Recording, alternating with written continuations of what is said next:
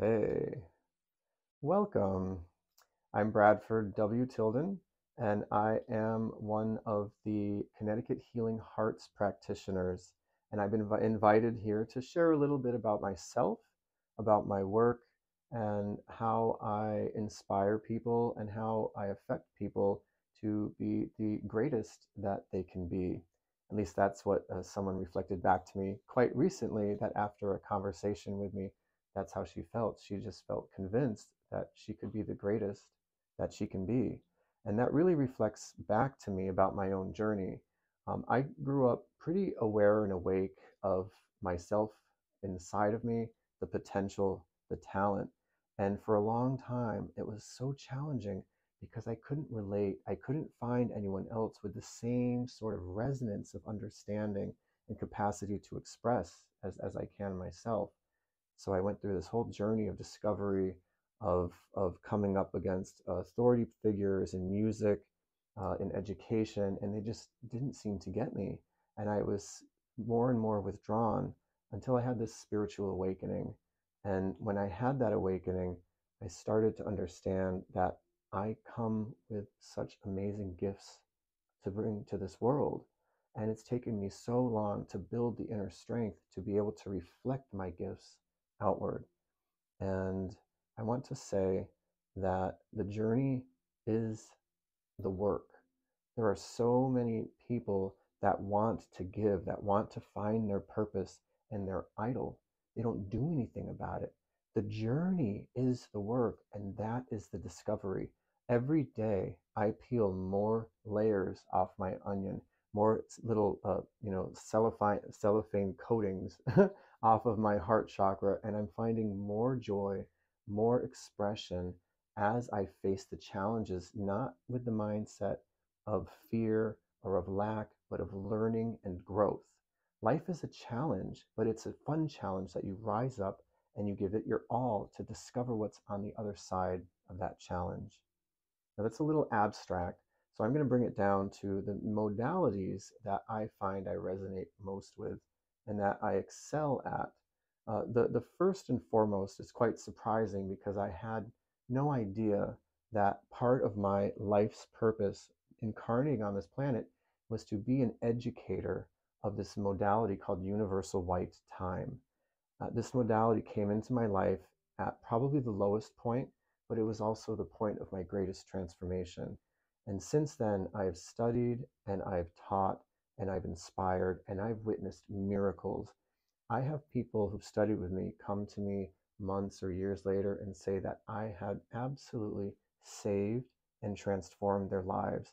But I don't take credit for that. I'm not doing anything.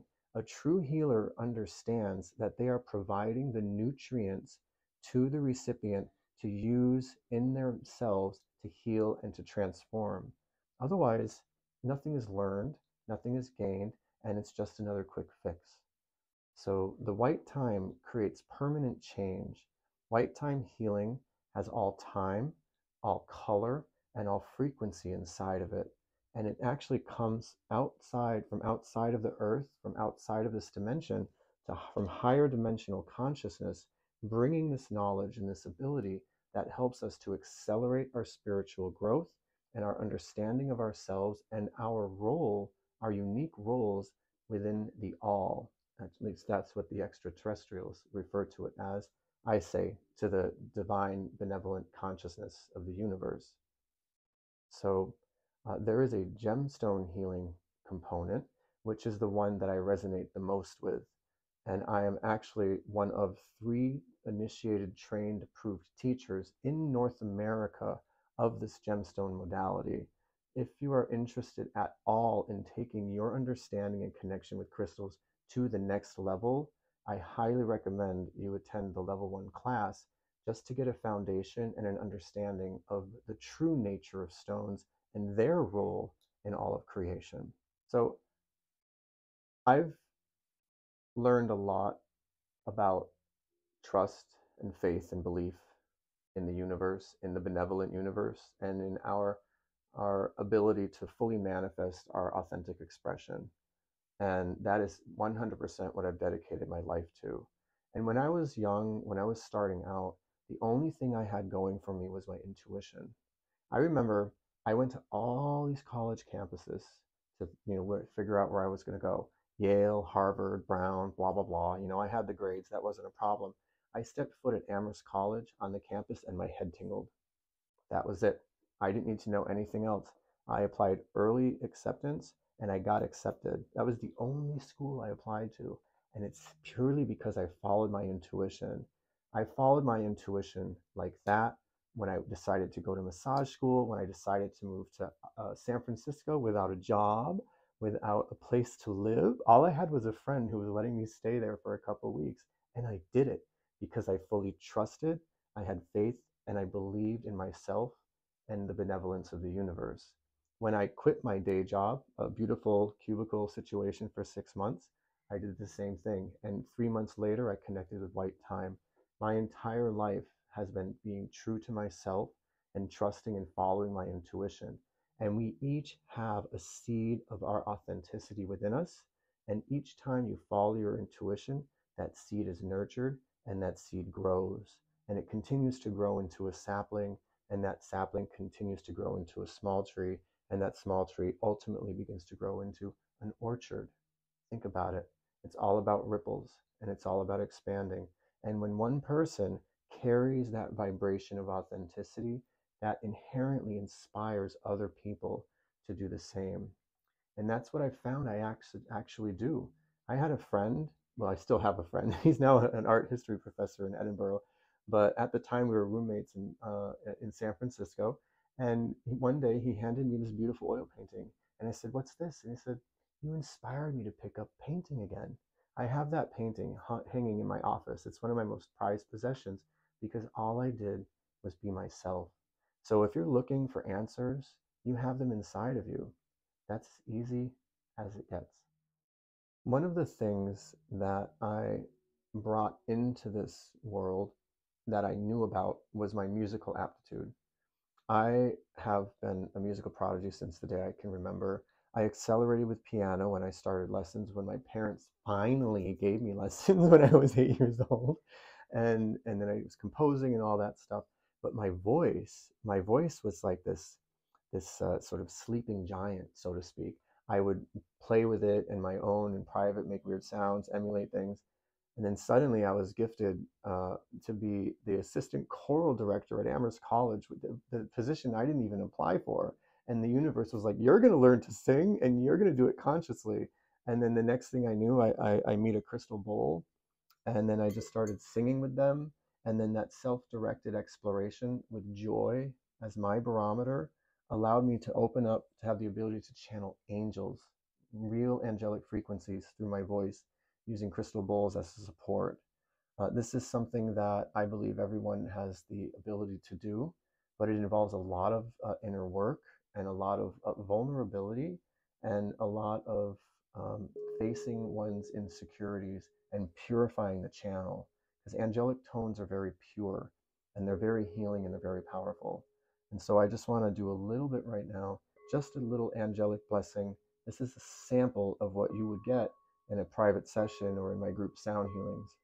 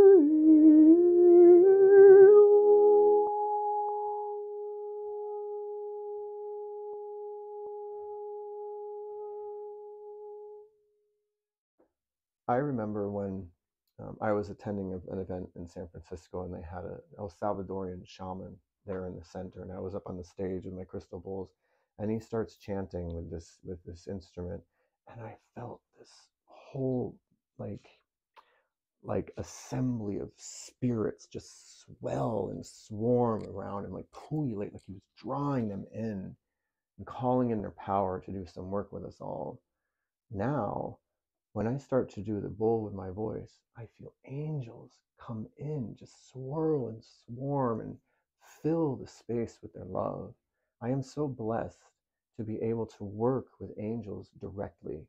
It is an honor, it's a humbling honor to understand this greatness that is within me and this greatness that we as humans have the capacity to accept, to trust and believe and follow your joy.